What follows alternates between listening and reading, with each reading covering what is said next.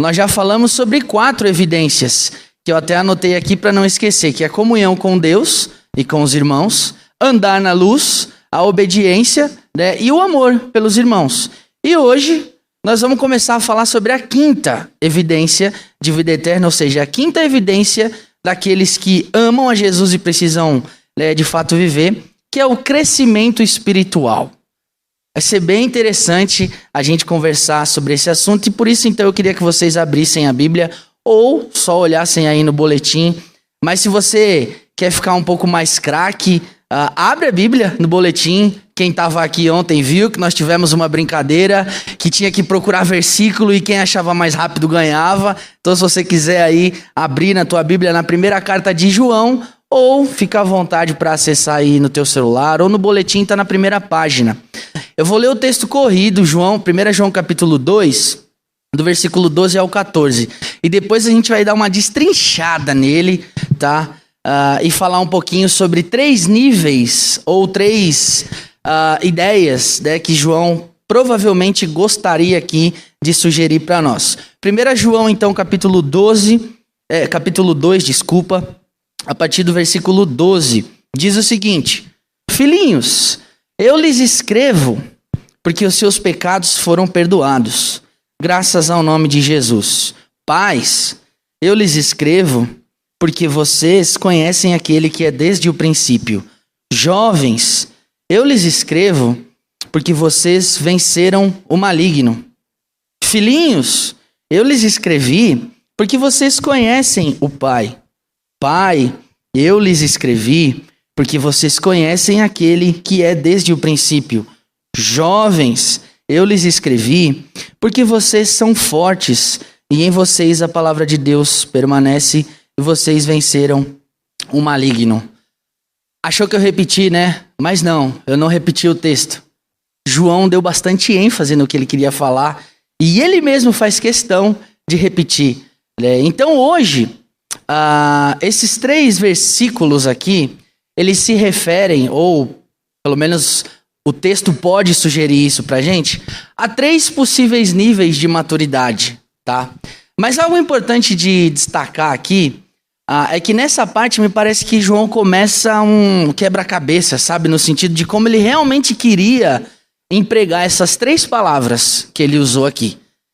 Quais são as palavras? Filhinhos, jovens e pais. Me parece que aqui começa um quebra-cabeça e a gente tem que tentar entender algumas coisas. Principalmente no que diz respeito à palavra filhinhos. Essa palavra aqui, alguns vão dizer, por exemplo, que era simplesmente um termo afetuoso que João estava se dirigindo às pessoas que iam ler a carta.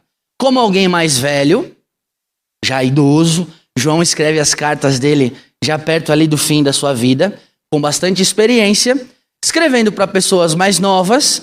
E uma forma carinhosa de chamar essas pessoas era, meus filhinhos, sabe? É igual aquela vozinha bem querida que chama os netos de filho. Minha avó mesmo nunca me chamou de neto, sempre me chamou de filho, né? Ô filho, vem aqui, filho, vem aqui. E para você que é avó, você sabe, você é mãe 2 vezes.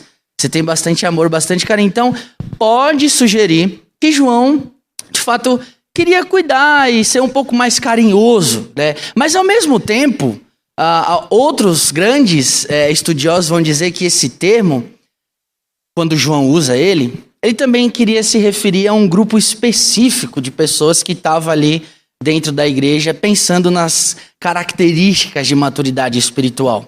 Sendo o filhinho aquele que tem menos experiência na fé, mas tem experiência, e o pai aquele que é mais experiente e tudo mais.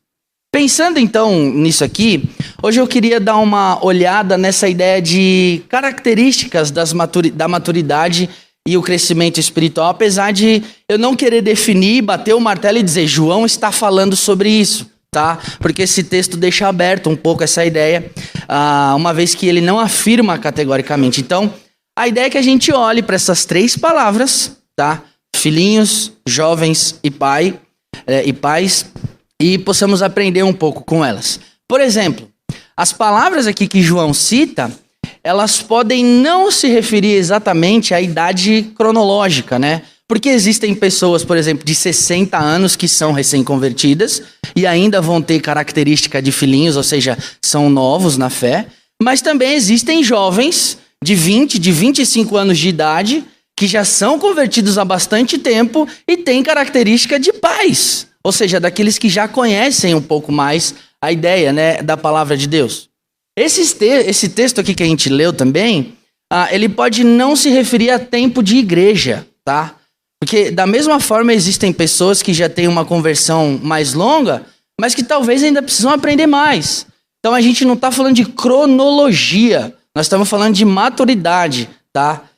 Coloquem isso no coração de vocês. E aí então, a primeira dessas características, pode colocar aí o meu apoiador aí, não sei quem que tá aí em cima. Próximo slide, por favor. Nós vamos falar aqui sobre os filhinhos, é a primeira característica e eu tentei... pode passar. Isso. Acho que vocês conseguem enxergar, né? Eu dei uma destrinchada no texto e fiz um quebra-cabeças assim e tentei juntar todas as vezes que a palavra filhinhos aparece. Vamos ler juntos ali, ó. Filhinhos, o versículo 2 ele começa, ó. Filhinhos, eu lhes escrevo, porque os seus pecados foram perdoados graças ao nome de Jesus. E aí no versículo 14, na parte A, reparem que tem ali, ó, 14a, ele volta a dizer, filhinhos, eu lhes escrevi porque vocês conhecem o Pai. A ideia aqui são dos filhinhos. O perdão, mencionado aqui no versículo 12, tá ali, ó, eu escrevo para vocês porque vocês foram perdoados. Eu gosto de pensar que seria a porta de entrada para a vida cristã. Sem perdão não existe cristianismo. Se você não viveu o perdão, você não está vivendo ainda o cristianismo. E é então a ideia de iniciar andando na luz, porque o evangelho é eficaz, né, quanto ao perdão dos pecados e se mostra também eficaz na relação de santificação, ou seja, aquele que vive o perdão busca viver a santificação. Mas, caso alguém ainda não esteja sendo santificado por efeito do evangelho, eu confesso aqui que de alguma forma isso é um pouco duvidoso, né? Que esse alguém de fato tenha sido justificado e convertido antes de tudo. É interessante a gente pensar nisso. Então, não tem como existir salvação verdadeira. O texto diz ali, graças ao nome de Jesus, vocês foram perdoados e tudo mais. Não tem como existir salvação verdadeira sem o processo santificador de Jesus em nós. E é exatamente isso que João estava escrevendo para os filhinhos, né? Na vida cristã, então, a gente precisa, queridos, dar fruto, né? E o alvo ou a finalidade desse processo é a vida eterna. Que é justamente isso que a gente está falando aqui. E tudo isso só pode acontecer, veja o que o versículo 14 diz, né? Por causa do nome de Jesus, versículo 12, né? Graças ao nome de Jesus.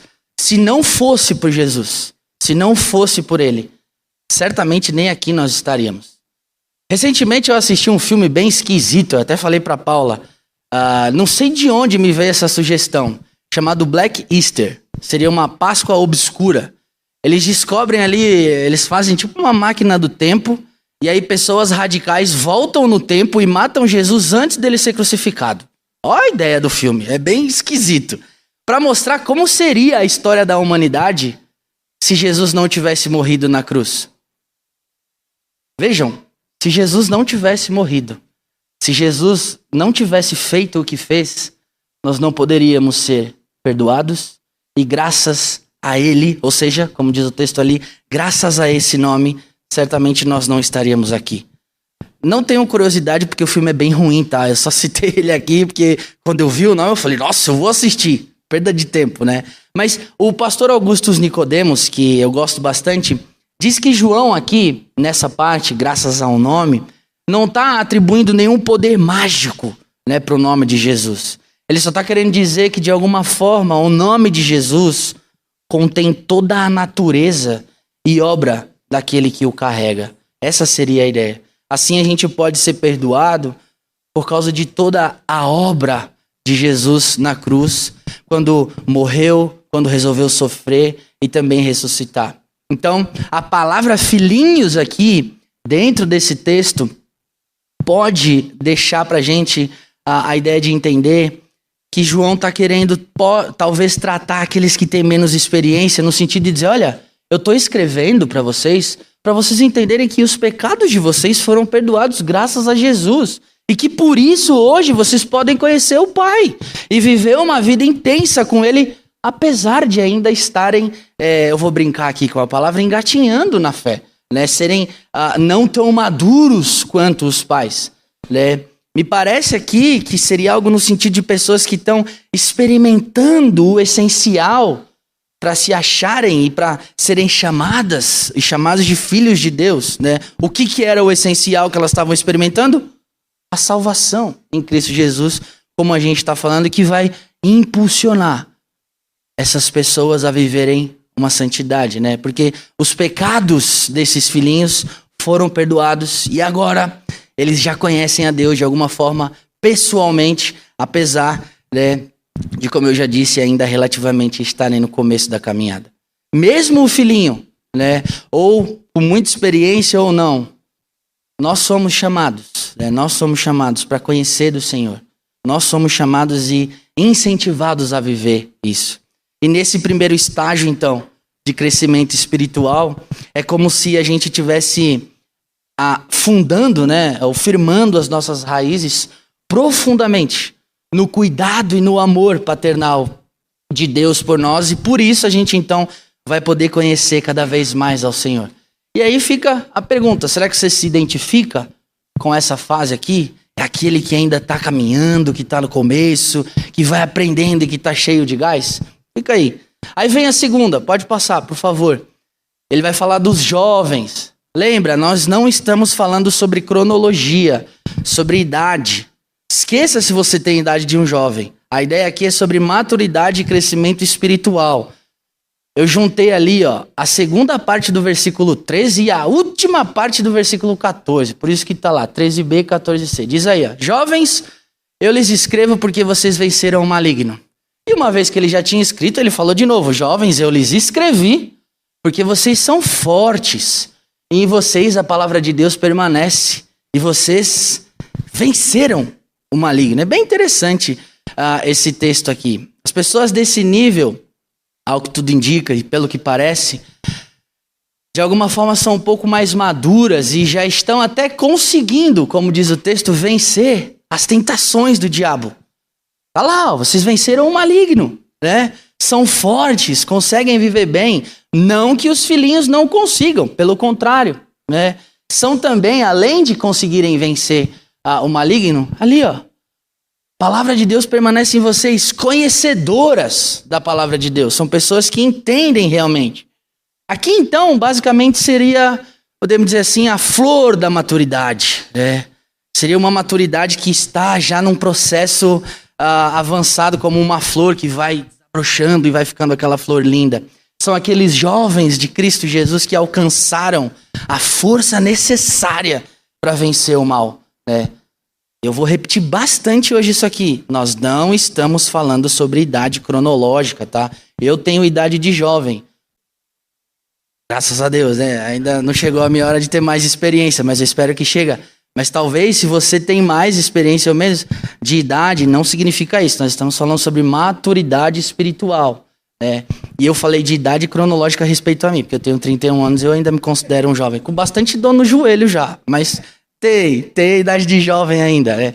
Então a ideia de vencer o maligno aqui, ele fala duas vezes lá. Versículo 13, bem no finzinho, vocês venceram o maligno, e no fim do 14 ali, vocês venceram o maligno de novo. É a mesma coisa de alguém que é vitorioso em Cristo Jesus e permanece firme na fé, sabe? Mesmo diante de morte, de tentação, de perseguição, de todas as coisas horríveis que podem existir. Essa seria a ideia. São aquelas pessoas que são sadias no Senhor, sabe? Que podem discernir entre o bem e entre o mal. Porque a gente sabe, queridos, que existe um maligno, existe, né, que está continuamente batalhando, né, contra as almas e especificamente e especialmente contra os discípulos de Jesus, né? Por isso, então, aqueles que são bem ensinados na escola de Cristo vão poder, de fato, manusear as armas, né, para conseguir vencer o maligno, como está dizendo ali. Então, tem um comentarista que eu gosto bastante, que é o Matheus Henry, brincadeira, acho que chama Matthew Henry, eu não sou inglês aí, os que falam de inglês podem me ajudar mais. Ele vai dizer que os jovens são aqueles que conhecem e entendem bem da palavra de Deus porque ela está neles. E isso é suprimento para a batalha contra o mal, contra o maligno, né? E a vitória, então, dos cristãos que têm essa característica aqui espiritual sobre o maligno pode existir de várias formas. Eles não vivem mais na prática, por exemplo, das obras da carne.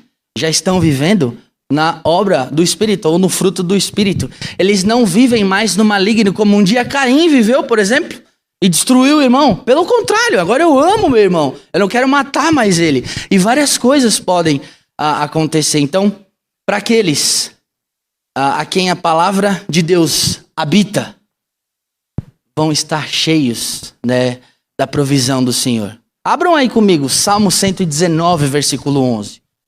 Salmo 119, versículo 11 é um texto muito legal e fica a dica aqui, se você quer viver esse nível de maturidade. Salmo 119, 11. É um texto bem conhecido, acho que a maioria de vocês conhece. Salmo 119, 11. Vamos dar uma olhadinha no que o texto diz. Salmo 119, 11, a minha versão é a NVI. Diz o seguinte, ó. Guardei no coração a tua palavra e com qual propósito? Para não pecar contra ti. Guardei no coração a tua palavra para não pecar contra ti. Ou seja, para vencer tentação, para vencer todo e qualquer tipo de coisa ruim que o pecado tem tentado contra nós. Então, quando a palavra de Deus se instala no coração, eu tenho a tendência a crer que tudo fica menos difícil. Menos difícil, não é fácil, tá? É menos difícil, porque fácil não é fácil. Tudo fica menos difícil. A pergunta é, você se identifica com esse nível aí, dessas características? Pode passar aí, meu assistente, por favor. A próxima e a última.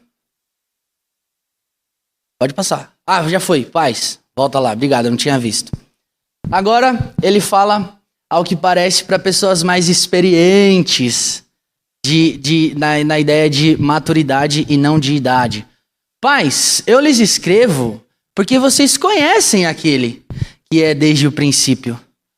Aí volta de novo. Pai, eu lhes escrevi porque vocês conhecem aquele que é desde o princípio. A Paula que faz os boletins, né? Aí eu mandei o texto pra ela, ela falou, oxi, tá ficando maluco, tá mandando um negócio repetido? E aí ela disse que foi ler com atenção, e não tá repetido, porque o versículo 14 tá a palavra escrevi, e o 13 tá escrevo. João só quis dar ênfase. Ele queria de fato mostrar algo. E o que era esse algo? O que nós vamos falar aqui agora. A repetição, né, dessa ideia só vai mostrar que ela precisava ser enfatizada. E o que era? O relacionamento com Jesus Cristo, né, que as pessoas nesse estágio de crescimento espiritual têm, que é verdadeiro e que é profundo. Por isso a ênfase. Permaneçam, continuem dessa forma. E as pessoas desse nível, então, pelo que parece, pelo que dá a entender aqui, são conhecedoras de Deus num sentido mais profundo. Como os filhinhos, por exemplo, seus pecados também foram perdoados e eles conhecem a Deus pessoalmente. Como os jovens, eles venceram o maligno, são fortes, né? E a palavra de Deus permanece neles.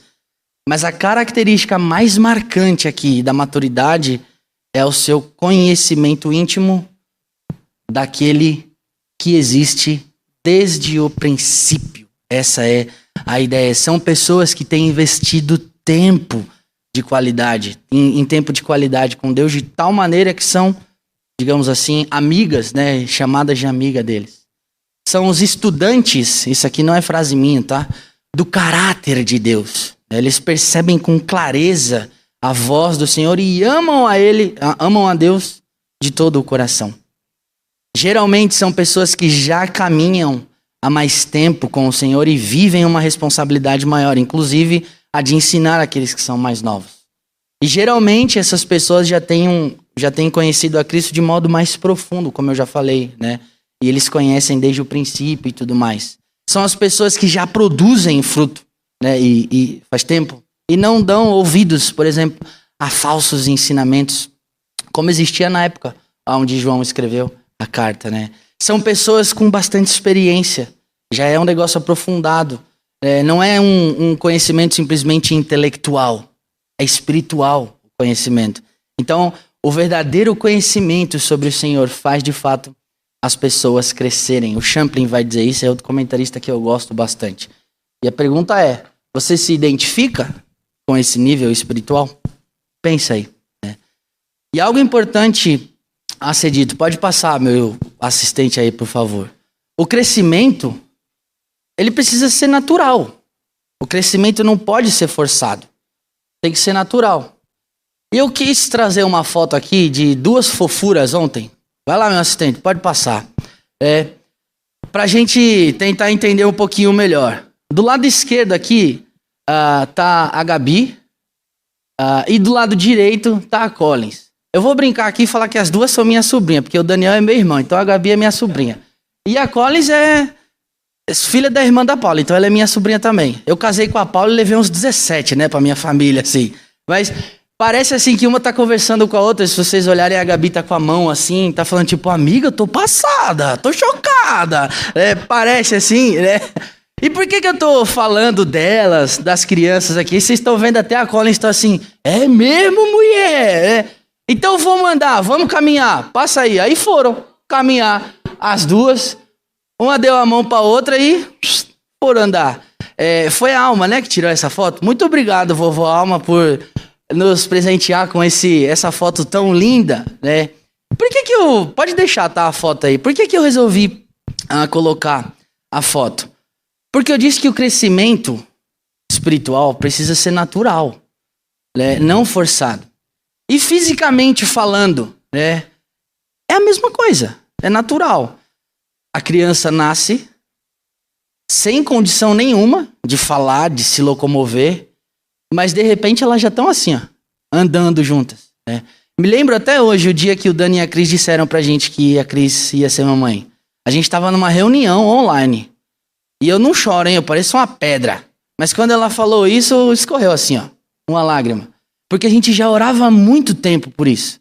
Me lembro até hoje o dia que a Carol inventou de fazer uma surpresa meio diferente pra mim e pra Paula, mandando um vídeo e falou, assistam esse vídeo, mas ao mesmo tempo se filmem, que eu quero ver a reação de vocês. Eu falei, pai, tá grávida, né? E tava mesmo. E de repente a barriga foi crescendo naturalmente, de repente as duas nasceram naturalmente, de repente elas foram crescendo, foram aumentando e estão assim andando. Quem sabe daqui a um tempo elas já estão indo para a escola, para a faculdade, e aí chega o que todo pai agora, não tô falando de mãe, todo pai teme. A filha chegando com um boy em casa, falando, ei papai, tá aqui ó. Aí o boy fala, e aí patrão, tudo bem? Que patrão, que eu vou dar um patrão aqui. É natural isso acontecer. E na vida espiritual, queridos, também precisa ser natural. Quando não é natural, quando as coisas não acontecem, certamente existe um problema. Se por algum motivo os nossos filhos param de crescer, para de acontecer alguma coisa, o que você vai fazer? Você vai levar ele no hospital, no médico, falando, doutor, então, ele não cresce, só cresce pros lados, né? Ele não cresce para cima. O que está acontecendo? A gente fica preocupado. Queridos, na vida espiritual também precisa ser assim. Precisa ser exatamente desse jeito. A gente se olhar no espelho espiritual, tô brincando aqui, e dizer, Deus, o que está acontecendo? Eu não tô crescendo. Eu disse um dia que eu me arrependi, que eu criei no Senhor, que eu nasci de novo, que eu sou um filho espiritual, então eu preciso, sair do leitinho, como elas estão hoje, e começar a comer uma feijoada. Fica a dica aqui, próximo almoço, uma feijoada. Eu tô sonhando com isso. Cadê a Isaura? Tá por aí? Eita, então eu vou falar que ela não tá. Ei, Isaura! Jesus te ama, Isaura! Então, queridos, a ideia é saia do leitinho e vá pro alimento pesado, para algo que vai te dar mais sustância. Elas ainda não comem feijoada, eu acho, mas um dia vão poder desfrutar. E Jesus chama a gente para viver espiritualmente dessa forma, Mas, para a gente finalizar aqui, eu queria ver rapidinho. Pode passar, meu patrão. Quais que são as razões para as pessoas não crescerem espiritualmente? Pelo menos 3. A primeira delas, tá aí, ó. As pessoas nunca nasceram. Existem pessoas boas, simpáticas e até religiosas que ainda não tiveram a experiência do novo nascimento. João capítulo 3 mostra isso quando Nicodemos conversa com Jesus. E Jesus fala, é necessário que você nasça de novo. Ele fala, é o quê, homem? Entrar na minha mãe? É isso. Jesus está dizendo, olha, não, cara, não é sobre isso. A questão é espiritual. Ele tinha nascido fisicamente, Nicodemos, mas não espiritualmente, apesar de ser conhecedor das Escrituras. Então ele precisava de alguma forma se arrepender dos seus pecados, né, e pela fé receber o perdão e a presença de Jesus Cristo no seu coração. Então no momento em que Jesus entrasse em Nicodemos, de fato ele ia nascer de novo. E a frase bem legal aqui para dizer, quem é morto espiritualmente, ou quem não nasceu espiritualmente, jamais pode crescer espiritualmente. Eu vou repetir, quem é morto ou quem não nasceu espiritualmente, jamais pode crescer. Um exemplo, a gente gosta de dar exemplos aqui, na nossa apostila tem esse exemplo, de um homem chamado Haroldo, que se casou jovem, né, e que queria se preparar para o ministério, e por isso ele foi para o seminário, né, e depois de terminar, entrou lá no ministério.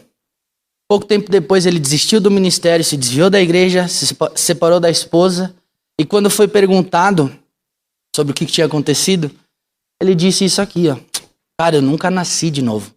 Eu era só religioso. Eu nunca me entreguei totalmente para o Senhor. Parece então que essa é uma grande questão para a gente pensar, né? Essa é uma grande dificuldade para pensar aí no que diz respeito ao crescimento espiritual. A próxima, outra razão. As pessoas às vezes são desobedientes. Crescimento, queridos, não é uma rampa que você simplesmente sobe, mas é uma escada. Degrau por degrau, série por série, passo de obediência por passo de obediência. Que vai levar a gente para onde? Para o crescimento. Às vezes, subir degrau por degrau pode apresentar uma barreira para a gente, né? Mas se a gente obedece o Senhor, a gente vai subir constantemente nessa escada. A nossa sensibilidade para o bem e para o mal aumenta constantemente quando a gente pratica a palavra. E por isso, o tempo vai passando e Deus vai mostrando para nós, né, os outros passos que a gente precisa dar para viver bem e em obediência, né? A gente se submete novamente a Deus, submete a sua vontade, e Ele vai dizendo, ó, vai caminhando, eu vou te inserindo, eu vou te ensinando, eu vou te mostrando. Isso é ser obediente. Mas, o que acontece às vezes se a gente desobedece? O crescimento para. O crescimento para. Deus não vai apresentar um segundo passo de obediência, pelo menos assim eu gosto de pensar, se a gente é desobediente. Então, outra frase para a gente pensar. Desobediência para o crescimento. Desobediência paralisa o crescimento. Outro exemplo, lembra do Joaquim, da semana passada? Aquele abençoado, para não dizer outra coisa? É um exemplo, tá, gente? Ele começou a vida cristã dele com muito ânimo, ele lia a Bíblia, assistia, vinha em todas as programações, em todas as reuniões, até tinha tentado ganhar alguns amigos para Jesus, mas mas Deus começou a mostrar para ele através da palavra que ele precisava ser, sabe o quê? Dizimista. Mas ele ficou se desculpando, dizendo, eu recebo pouco, eu não tenho emprego, e não fazia. E por isso ele começou a perder as reuniões. O semblante dele foi ficando mais triste e em poucos meses ele se desviou do evangelho. Em contrapartida, a gente teve uma moça, que não é de verdade, tá? É outro exemplo, se aproximou do pastor no fim da reunião e disse assim, olha, eu estou envolvida com um namoro de um rapaz que é descrente. E ela sabia há muito tempo que precisava deixar aquele rapaz porque ele estava afastando ela do Senhor, mas ela não quis fazer isso. A vida dela espiritual foi ficando arrasada e mais arrasada. O crescimento parou, ela estava regredindo espiritualmente por não obedecer a Deus e logo fez o quê? Se afastou do Senhor e parou de frequentar. Vocês conseguem perceber como a desobediência, queridos, é algo complexo? E se a gente não obedece o Senhor, a gente pode sim viver coisas terríveis.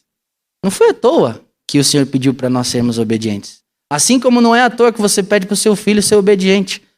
Não é à toa, né? E o último passo.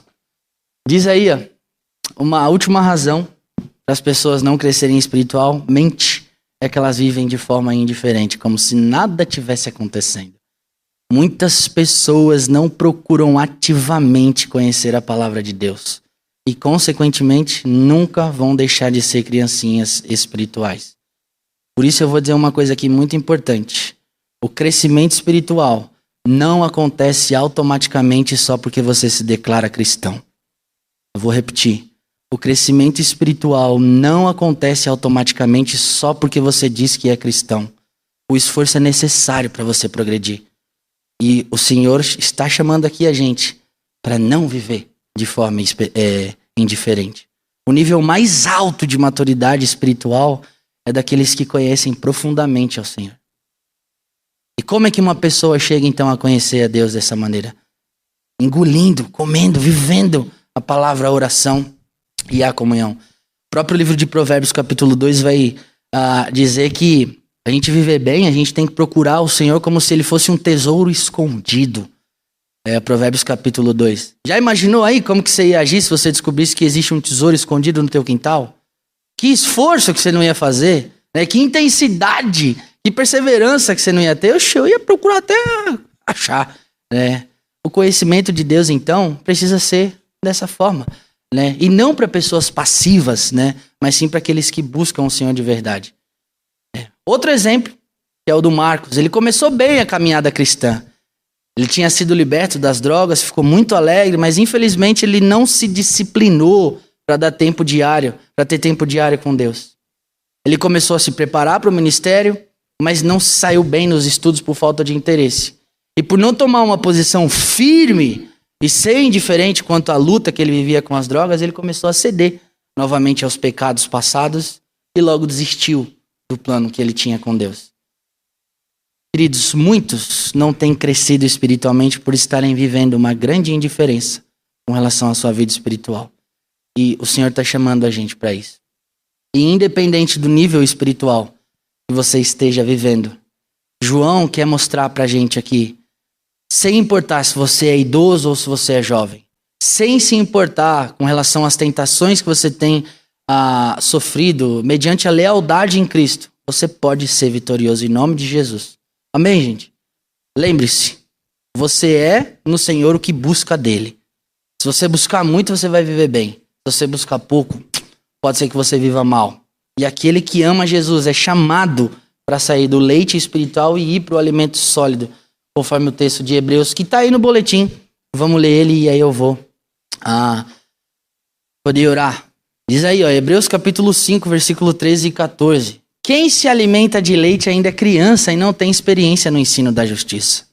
Mas o alimento sólido é para os adultos, os quais pelo exercício constante tornaram-se aptos para discernir tanto o bem quanto o mal.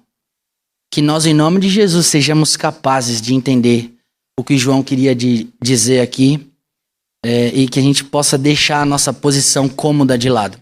Porque a consagração completa a Jesus deve motivar a gente a deixar tudo que não agrada a Deus em segundo plano. Amém, gente? Vamos orar? Senhor, muito obrigado.